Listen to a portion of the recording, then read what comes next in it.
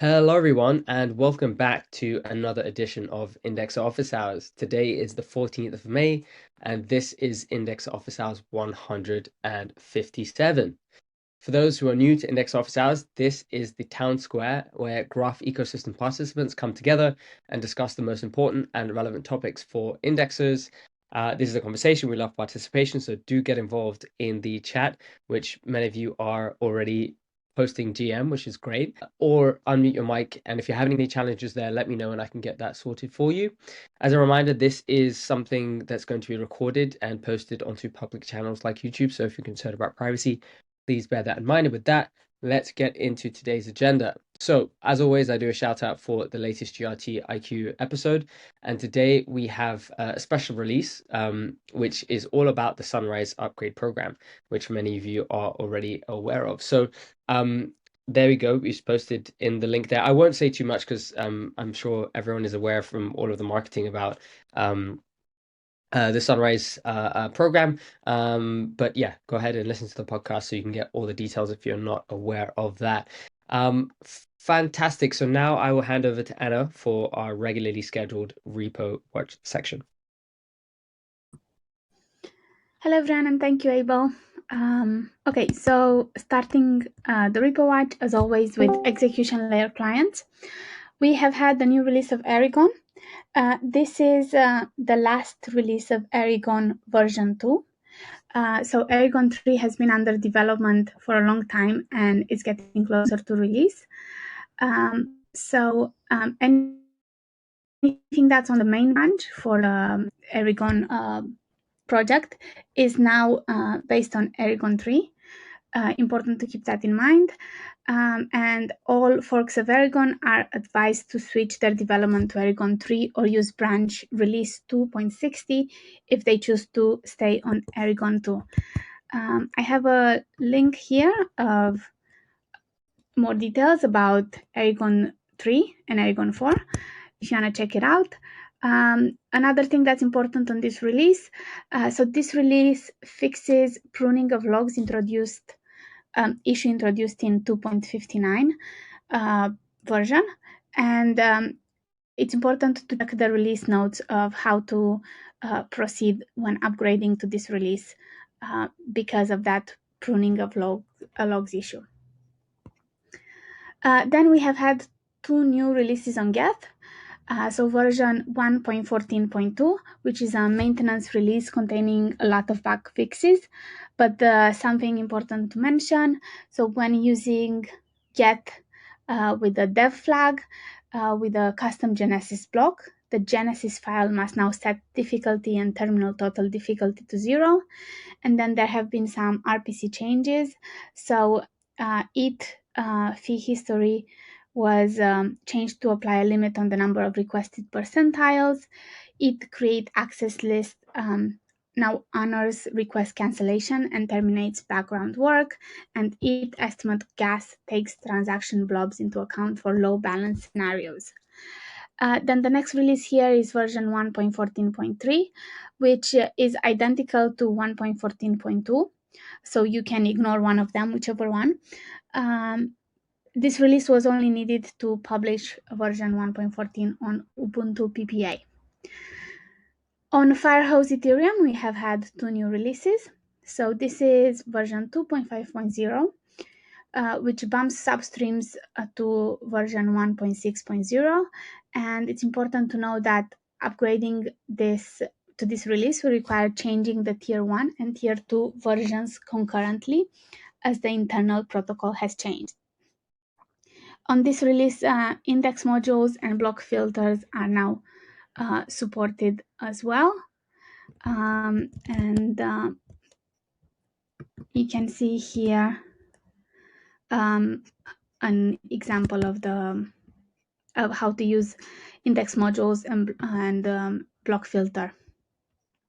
Next release here is version 2.5.1, which bumps substreams to version 1.6.1 and reverts sanity check to support a special case of substreams with only params as input, and fixes an error handling when resolved start block is identical to stop block. and stop block is defined as non-zero. So this is all we have on execution layer clients. Thank you, Chris, for sharing those links. And we have nothing on consensus layer clients and nothing on GraphStack. So over to you, Juan. Thank you, everyone. Thanks, Anna.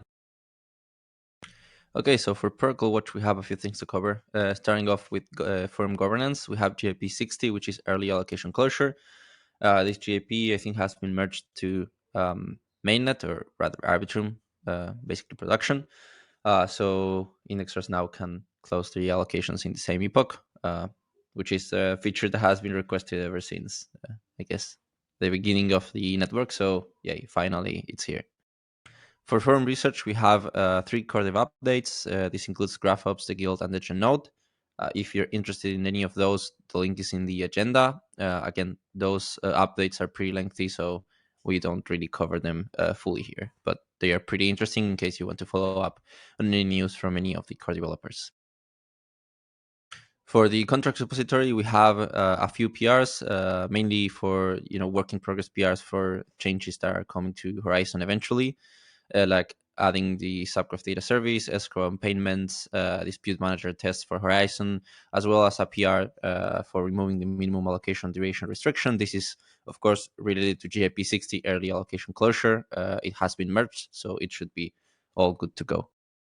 For network subgraphs, we don't have new releases, although we will be releasing a core network subgraph update today to fully resync the subgraph with pruning enabled for mainly so that we can rewind it in any case where it's needed, or given that it's a critical component, to have a little bit more safety on that one. And we are working on a fix for analytics subgraph. As many of you know, it's causing some issues in some products, mainly because of delegator data that was being used from the analytics subgraphs due to some pre-compute that is being done on that one.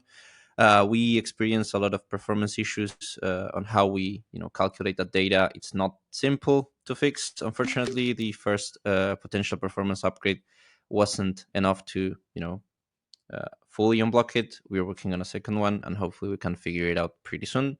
We will be giving out relatively often updates, mainly daily updates on how it's going, so you all can stay sure that there will be updates whenever that's fixed. And that's pretty much it for Protocol Watch. I'm gonna hand it over to not sure if Paka is around, so I'm gonna hand it over to Abel now. Awesome. Thank you very much for both your sections there. So now we have Tim from the Edge and Node team who'd like to ask a question. I won't take too much time because I know he has to run very shortly. So fire away, Tim.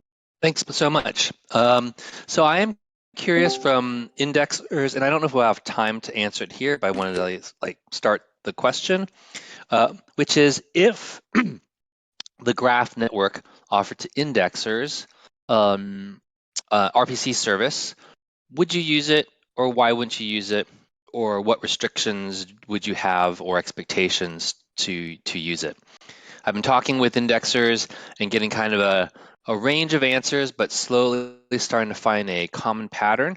And so I am curious, I want to get a better sense more broadly what the benefits, disadvantages are, and the considerations of it, you using it.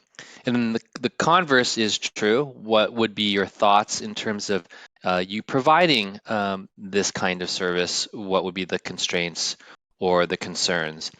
I don't think we have time to actually openly talk about it because I got a jam to another meeting.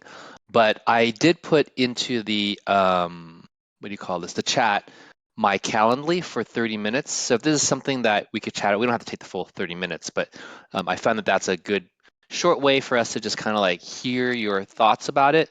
That would be fantastic. I've spoken to maybe about 3 or 4 indexers so far, but I'd like to talk to people who maybe don't speak up as much or aren't often, don't feel that their voice has been heard as often. I really want to get a good representation of these considerations. So please do find time. Oh, thanks, Chris, for sharing it. It's right there, and looking forward to connecting with many of you. Thanks again for your time, 𝗨𝗀, and I'm going to sign off here. You're very welcome. As Tim mentioned, the Calendly link is there, so please do book with him if you'd like to chime in on that. Okay. Now I'm very excited to share that we have David Lotter, who's joined us from Edge&Node. Based on the open feedback discussion we had a couple of weeks ago, it was wildly David Lotter is in high demand. Everybody loves to join a session when he is here, so I'm very excited to announce that he's here. He'll be talking about query caching and performance. So David, do you want to try sharing your screen again? And if you have any challenges, let me know. I can share mine and we can get the show on the road. Yeah, I tried, like, while everything else was going on. I tried a few times and it's not cooperating. I think you need to. Yeah, exactly. All groovy. Okay, I will go ahead and share my screen. That should be while we now. do that, while I have everybody here, this is something that's been coming up a lot. It's more something for subgraph authors, but if anybody here talks to subgraph authors on a regular basis or not regular basis, there's a few things that subgraph authors can do to make their subgraphs more performant. And unfortunately, we can't make them the default because either we can't figure it out automatically, or it would break backwards compatibility. But the things that are on my mind that I would like to see every subgraph use is immutable entities and using bytes to store hex data instead of strings. Those are two things that actually turn out to be, they're not that hard to implement in a subgraph, but they have a huge impact on performance, both indexing and query. So if you talk to anybody who writes subgraphs, tell them that they need to make sure that they're using immutable entities and bytes to store hex data, including for the ID. And if there's questions, I'm more than happy to give details on why that's so important. The other two things that are also important, but that are fairly new, are aggregations, that you can basically declare aggregations in your subgraph and you don't have to do that manually. That also has a good impact on indexing speed and, more importantly, on query performance. And then a while ago, I did something where you can declare ETH calls in the manifest. That lets us run ETH calls in parallel instead of having to wait, do one ETH call in the mapping and then wait until that's done, and then later we can do another one. Those four things are things that any subgraph should look into and pick up. Anyway, so back to the actual topic of discussion, the query performance. Can you go to the next slide? Yeah. Okay, so I want to talk about three things, and I think it's probably timely as query volumes ramping up on the network. The first thing is talk a little bit about how the query cache that's built into GraphNode, how that works and what you can configure about it. And the other two things are small things. There's some settings where you can protect your GraphNode against slow queries and or queries that just eat up a ton of memory. And then the last thing I wanted to talk about that's also pretty quick is how you deal with database overloads, and how do you tell that your database is overloaded. And there's some defense built into GraphNode that can help you protect against that a little bit too. All right, next slide. So as I said, GraphNode has query caching built in. The default configuration is a little too conservative, and I'll talk a little bit more about what configurations there are. But the cache for queries is that there's actually two caches. Let's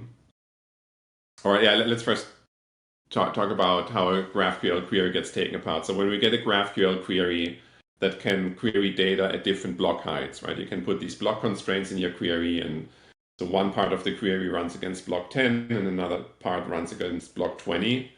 And what we do for caching purposes is we take the query apart and group things by at what block they need to run. And so basically each block height, the stuff for each block height becomes one entry in the cache. So if you have a query that queries against block 10 for some stuff and then against block 20 for another thing, those are potentially two cache entries. The caching only is done for sort of normal GraphQL queries. Stuff like index node status queries don't get cached. I think there's a couple more exceptions, but yeah, as a rule of thumb, normal GraphQL queries get cached, everything else gets ignored for caching. The cache key is the block pointer at which that query should be executed, the IPFS hash of the deployment, and then the actual query text. We take, if the query has variables, we first interpolate the variables into the query, and that's the query text that gets used as the cache key. That has the downside that if you have two queries that are basically the same, but they just have some minor changes, they need to be cached independently. And that one of the things that happens a lot is that people query for a specific timestamp, and they do the timestamps at second resolution, even though they know it's like data that's aggregated every hour. So if those timestamps are too fine-grained, you're actually guaranteed cache misses, even though the query could be served from cache. So that's one thing to raise with people who use subgraphs, that when they write their front ends, be conscious of the timestamps you need to use in queries and round them to something fairly coarse to increase your chances of hitting the cache. Okay, next slide. Yeah, so the query cache is really two caches. There's sort of a recent blocks cache, like for the last few blocks, the highest few blocks that we see queries for, they go into the recent blocks cache, and stuff that's historical, that looks at block heights that were, I don't know, a week ago or 30 days ago, they go in a different cache, an LFU cache. LFU means least frequently used. That's like the eviction strategy, right? We stuff things into that cache, and then when the cache gets full, we throw stuff out that hasn't been used in a while. The recent blocks cache, there's one for each network, and when that recent blocks cache is full, that's just too bad. Like, we don't evict from it, we just wait until the chain has progressed, and then that for that block we just throw the entire cache away. For the older blocks, it does evict when it gets full, and throws out things that haven't been used for a while. There's actually a third cache, and I'm just mentioning that here because you might see that lingo somewhere. It's called the herd cache, and that addresses the problem that you get the same query twice at almost the same time. First one might still be running SQL queries and all that, and be and be processing, and now you get the second query that's identical, and instead of doing all the work again for that, we just stuff that into this herd cache, which basically just says this query should just wait. The second query should just wait until the first query is done, and then reuse the result. And that's just a clever mechanism to avoid some database load. Next slide, please. Yeah, and so this is all the environment variables I could find how you configure caching. The first one is this graph cache subgraphs ID. You can either cache queries for all subgraphs, or if you set that to a comma-separated list of QM hashes, then we'll only cache for those deployments. You can also use that to turn off caching completely, right? Just set that variable to something that's not a QM hash. Like if you set that to none, the string none, then nothing will get cached. And the first column with values is the defaults for these settings, and the second column is the setting that's being used by a fairly big graph node installation that I'm very familiar with. Yeah, and it's only in memory cache. It's that caching is it doesn't write to disk anywhere. The next setting, the graph query cache blocks, is this recent block cache. For how many blocks does it keep data, right? If the chain heads at block 20 and you set this to 1, then we only cache queries that go against block 20. If you set it to 6, like in the hosted service, we actually cache for the last 6 blocks. Maxmem sets how much memory the cache can use. It's in megabytes, so 1,000 means a gigabyte, and that size is used for the recent blocks cache and the LFU cache. So the memory use in total will be twice that number. Max entry ratio is sort of a defense against some queries can be really, really big, and they might just plug up your cache, and it might be better to not put really big things in the cache. And so this ratio says if the query result is bigger than a certain size, bigger than the size of a cache shard, I'll explain what that is in a minute, divided by this number, then we don't even think about caching it. The cache shard setting for query block cache shards and query LFU cache shards has to do with sort of locking internally. Like every time we do something,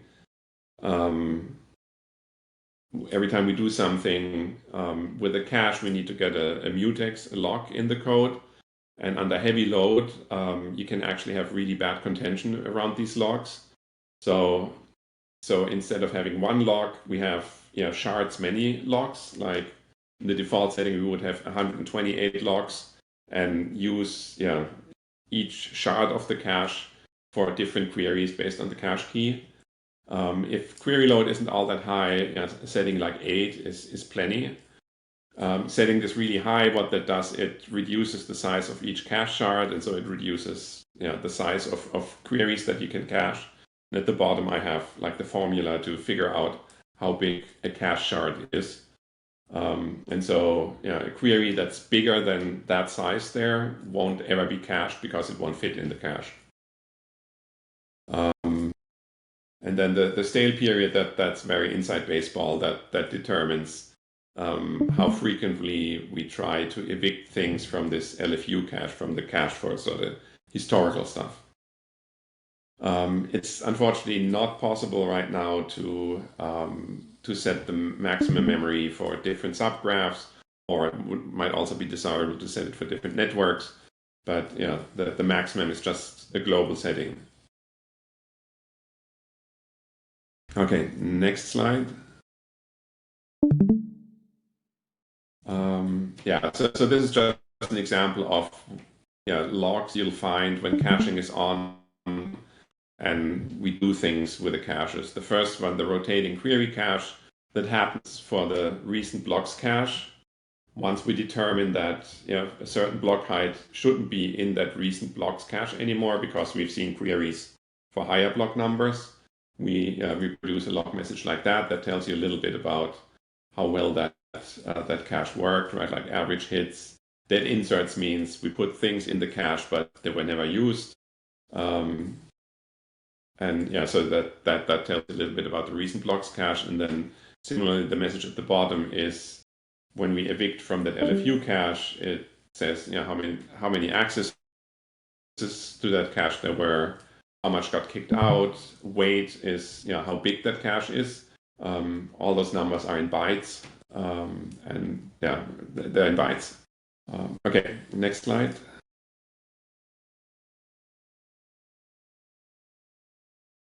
Oh yeah, Chris, the table with maybe Abe, if you go back to slide 5, the one with all the environment variables. So the columns in this table are, the first column is the name of the environment variable. The second column is the default value. The third column is what we use in the hosted service, what we have set there, just as an example of what you might want to set this. All right, then let's go back. yeah, I think having misses because it doesn't fit, I'm not sure that gets logged anywhere. That would be a good thing to either have a metric or log somewhere. That's true. Okay, slide 7. Yeah. There's also a Prometheus metric that tells you, actually that metric will tell you, sorry. So there's a Prometheus metric query cache status count, and that's got a label cache status. And so for every query, we increase the appropriate counter. So the counter for hit means we found it in the cache. Insert means it wasn't in the cache yet, but we put it there. Shared means that query came from the herd cache. So while that query, while we got that query, we were running that same query already, and we just waited until the first one finished. And then miss means it wasn't in the cache and we didn't insert it for whatever reason. So for example, if you turn caching off completely with a subgraph ID setting, you should only have values in the miss label. One thing we put on a dashboard internally is the cache hit percentage, and it's unfortunately not huge. It's about 20% or so. What we see, 20 to 30% is sort of our cache hit ratio in the hosted service.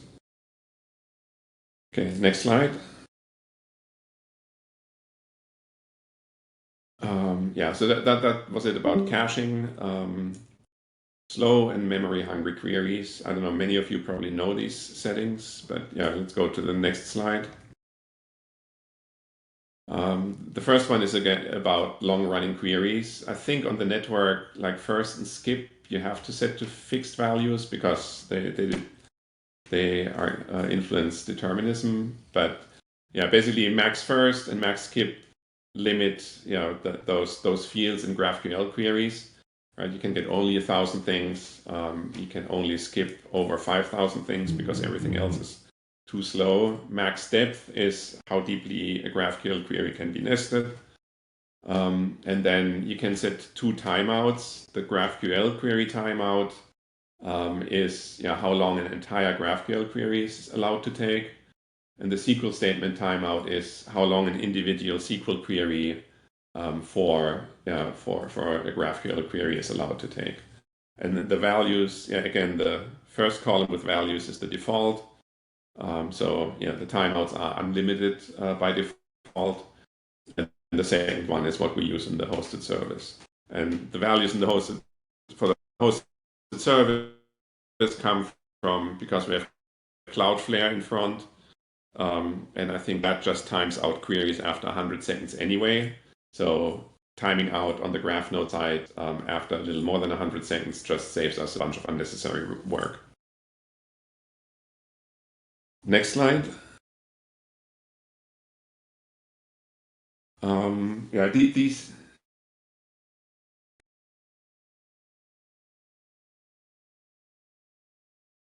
What do you mean with do you use the cache behind an indexer service? So this cache is built into graph node. It's completely transparent to anything that queries graph node. And to the outside world, it doesn't make a difference whether a query was served from cache or we had to go to the database to calculate the result. So this setting here about memory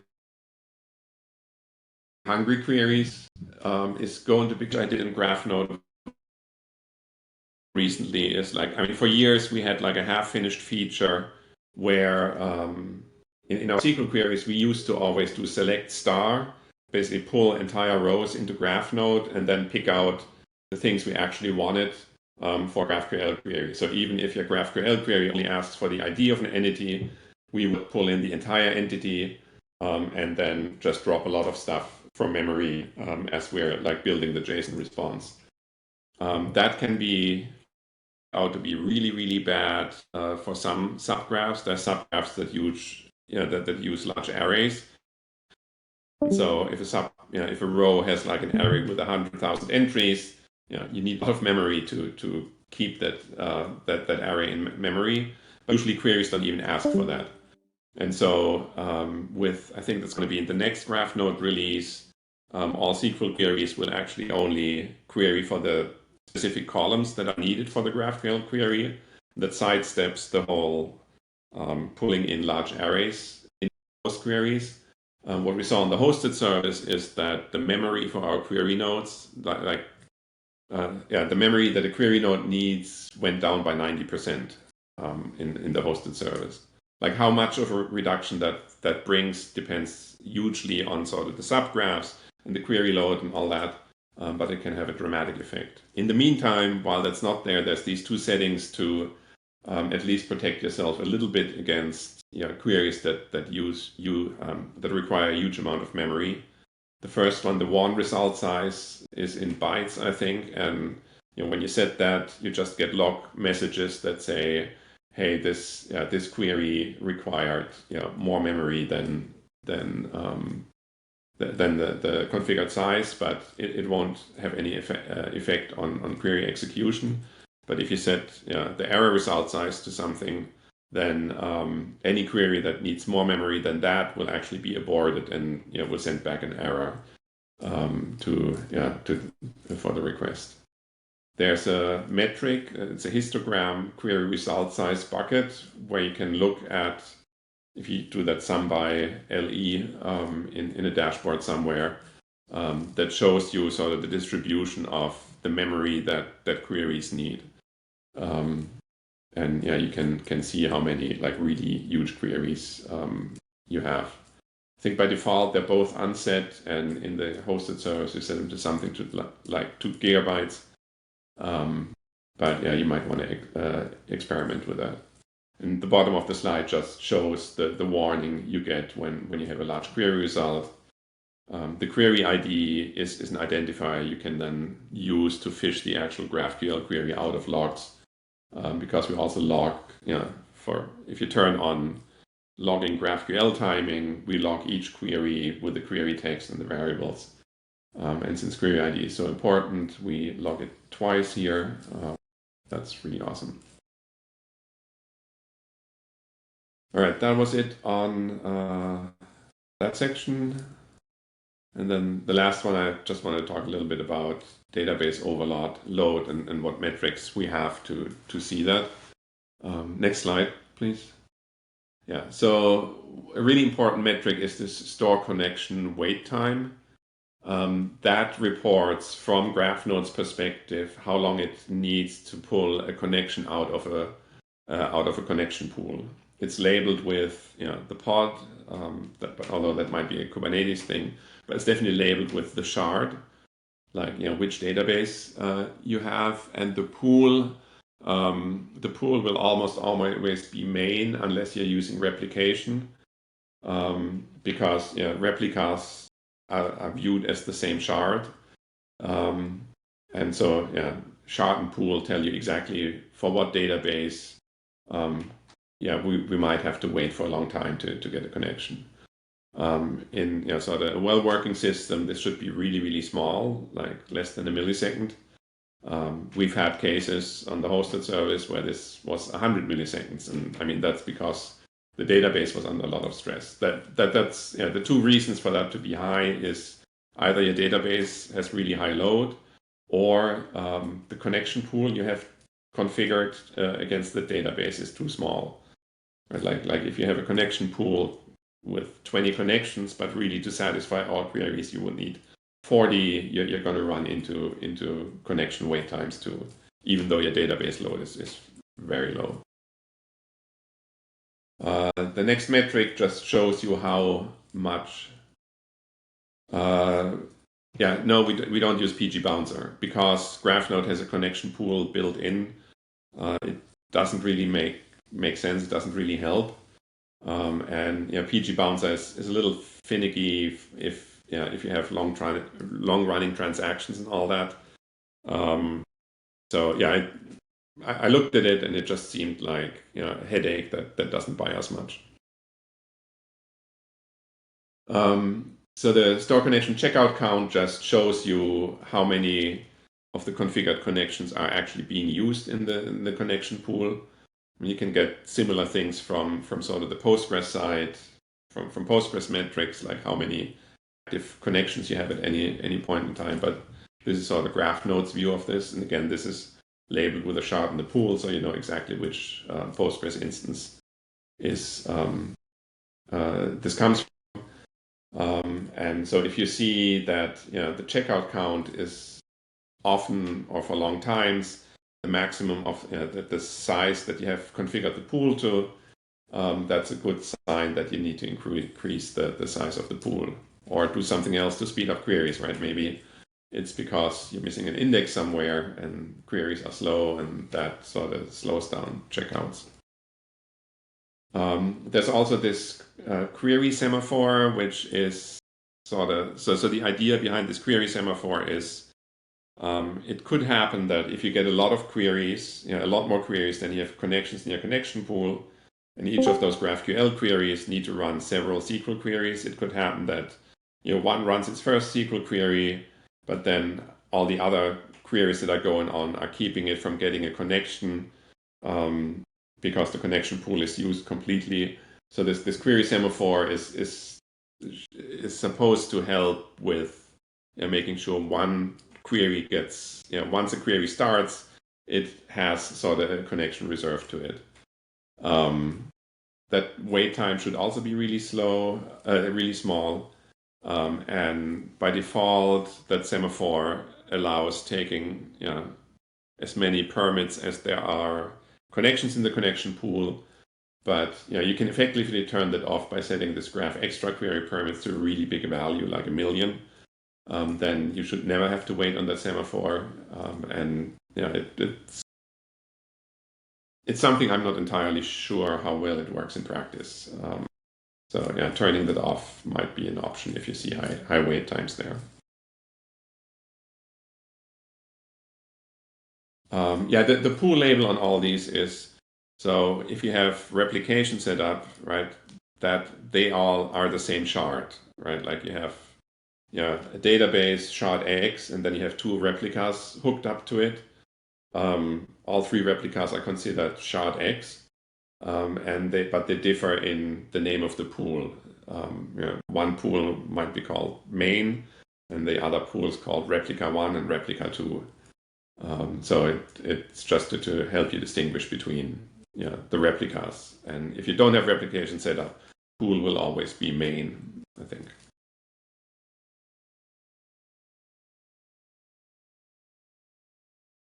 Yeah, exactly. So the shard label, in this example in the chat, the shard label would be primary, and then for the first database, it's that the pool is main, and then the second and third, it's like REPL 1 and REPL 2 would be the pool. Okay, next slide. There's something built into GraphNode called the load manager, which tries to defend against like overload situations. So when you're getting so many queries that your database is at 100% utilization, GraphNode has to wait forever to get connections. It doesn't really make sense to continue just trying to serve all queries.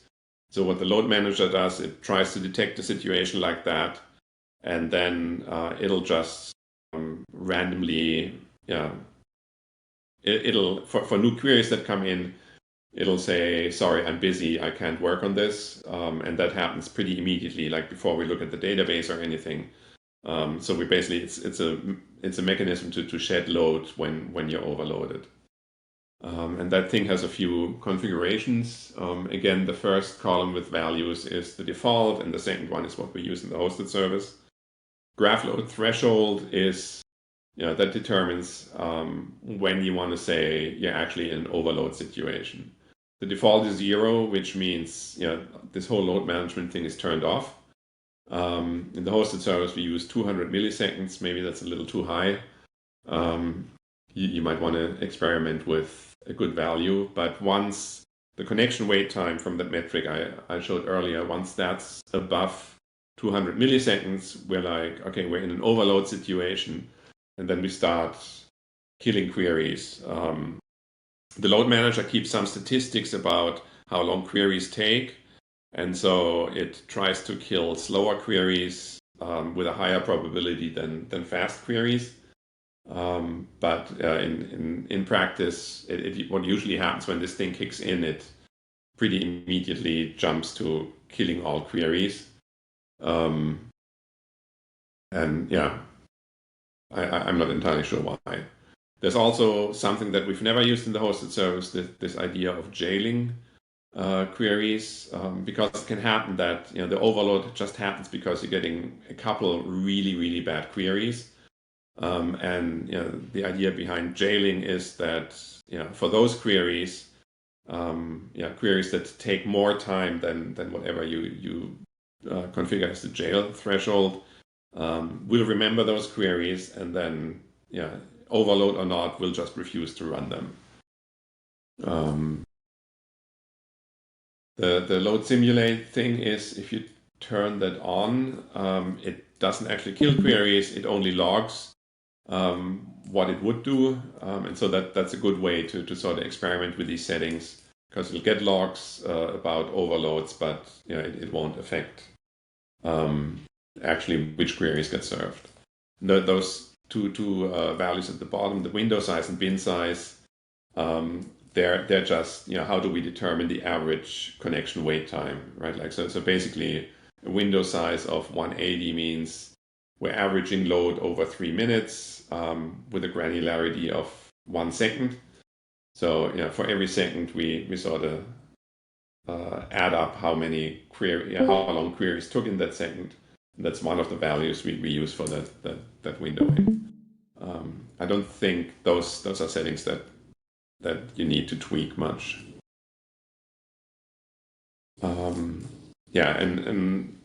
Both if you're in simulation mode or in like real mode, GraphNode will log various log messages that have query overload in them. So you want to search the logs for that.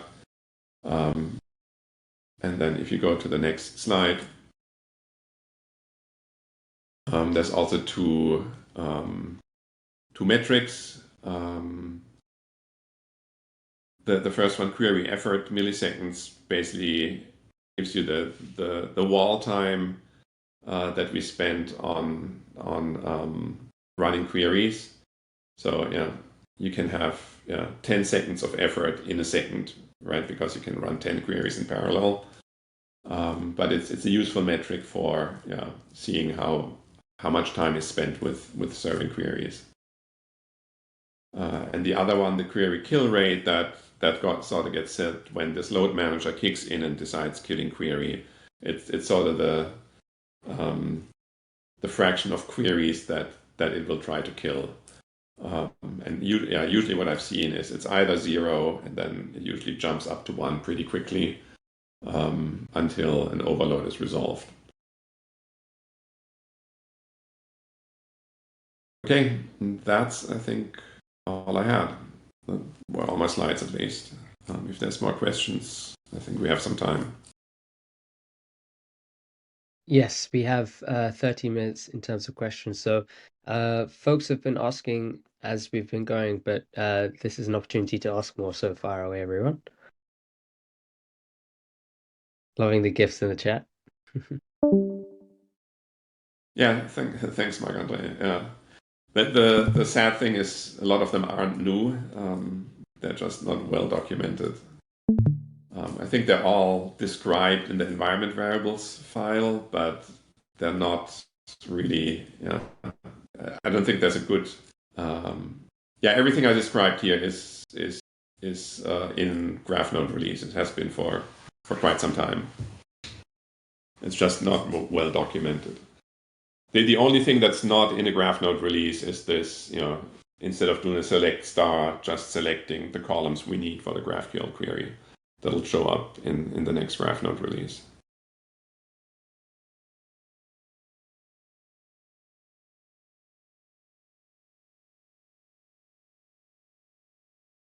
and as you try out these things, I'd love to have feedback on, what other metrics might be needed, how things are working, like, or if you have ideas.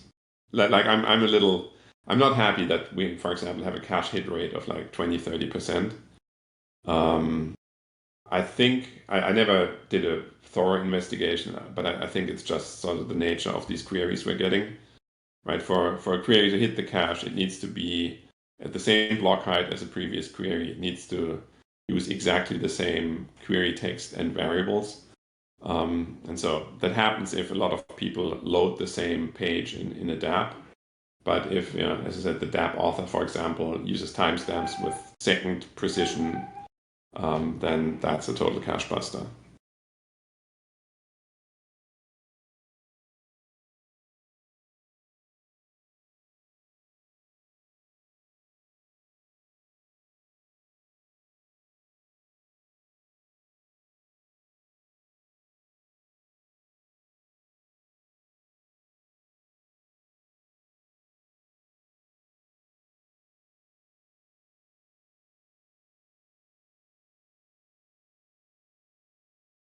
I see a few people typing. Yeah, several people typing.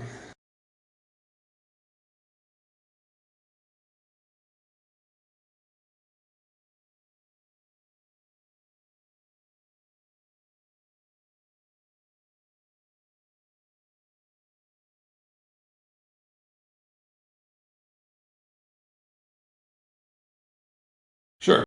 I mean, we can maybe just, maybe if you want to go through the slides again, and then if anybody has questions about a specific slide. Which slide would you like me to navigate to? Chris, what? You can go to the next one. Thank you. Cool. I'm just going to take some screenshots. Thank you. Yeah, I can share those slides. I mean, Abe has the link, and I can just set them world readable. Okay. What does the up arrow mean in that? Oh, that just means that. So the default for this LFU cache shards is block cache shards. Like if that's not set, we just use whatever block cache shards is set to. Okay.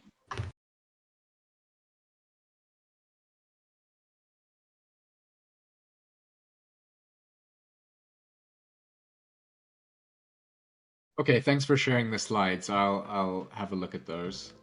Yeah, lots of new environment variables. Thanks, David.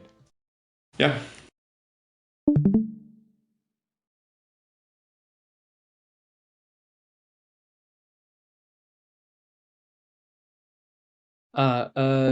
David, seems like Stake Machine is trying to access the slides and has no access. Would it be possible to make them public? Yeah, one sec. I'm just clicking Awesome. on it. Try again. Do you want to try again, Stake Machine, and then report back if you are able to? All good? Okay, fantastic. Wow. Google's very good at Fast. updating permissions. Yeah, it's super fast.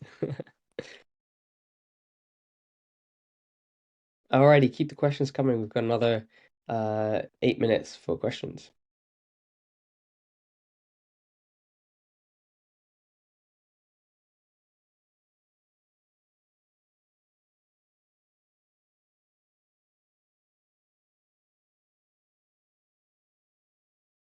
No, it is the load manager is used on the hosted service. It actually kicks in quite a bit, but it's just this jailing mechanism that we don't use on the hosted service because it seemed a little scary.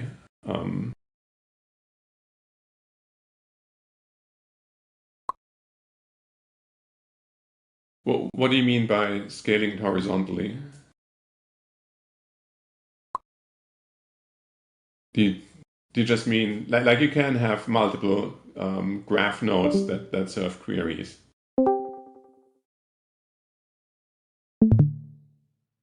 Does that answer the question about horizontal scaling?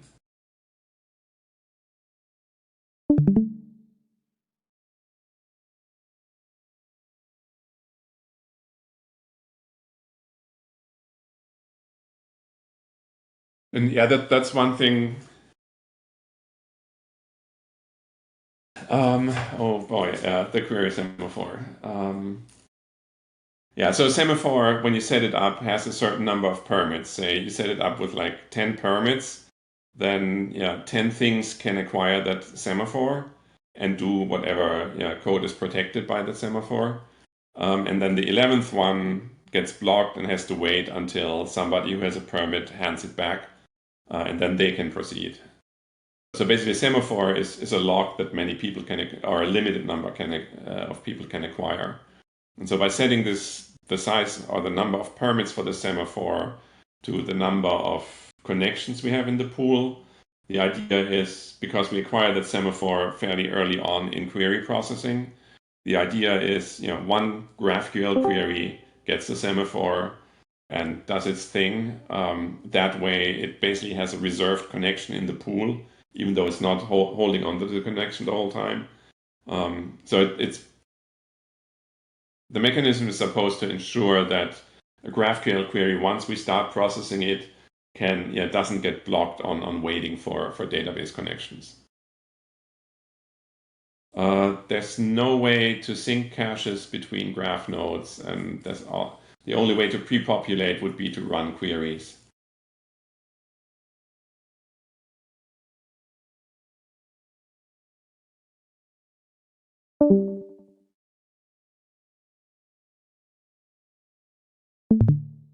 Yeah, probably. Yeah, on the sort of memory hungry settings, that you probably that might make sense to have sort of a network default or something like that, so that indexers behave identically in that respect.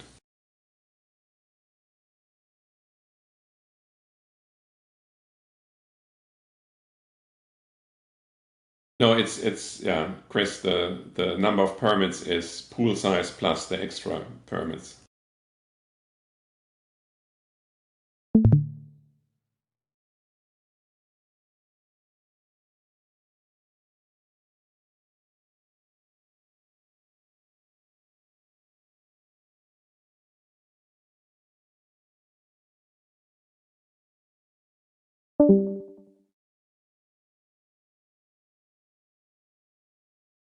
Staring in the chat I'm doing, I feel like I should be playing Fortnite on the side or something like that and stream it all over Twitch.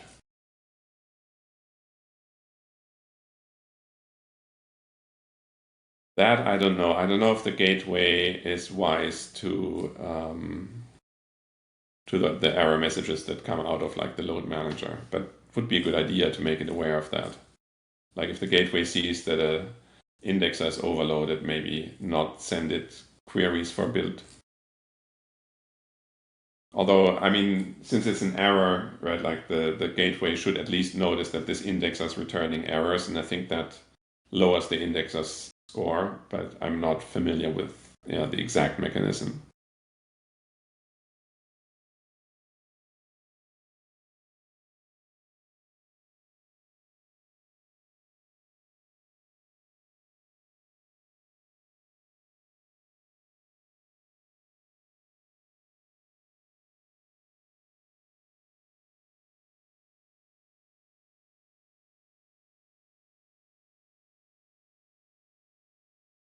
Any more questions for the final 3 minutes of today's call?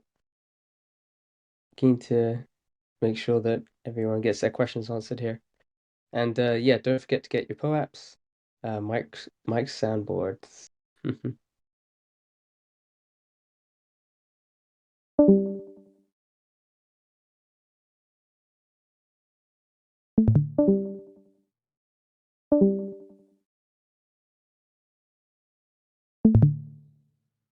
Amazing. Seems like we're getting some praise in the chat.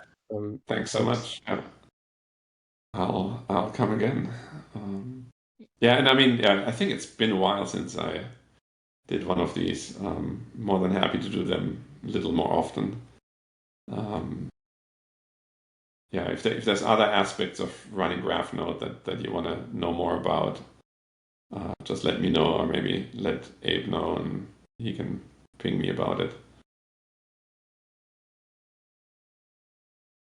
Yes, Ooh, yes, keen to get that definitely. going. It seems like Marc-Andre would be keen for a session on indexes. If you're up for that, David. Yeah, Um, I'll think about what I have to say on that. Yeah, but I mean, yeah, I think that would be very useful. So a more database-centric performance session.